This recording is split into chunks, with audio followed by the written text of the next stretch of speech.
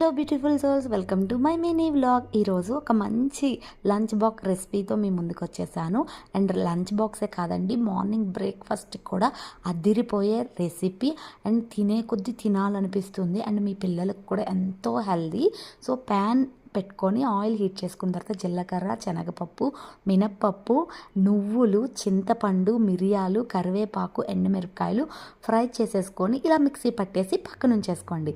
తర్వాత అదే ప్యాన్లో ఆయిల్ హీట్ చేసుకొని తాలింపు గింజలన్నీ వేసేసుకోవాలి. పల్లీలు ఉంటే జీడిపప్పు కూడా వేసేసుకొని ఫ్రై అయిపోయిన తర్వాత స్టవ్ ఆఫ్ చేసేయండి.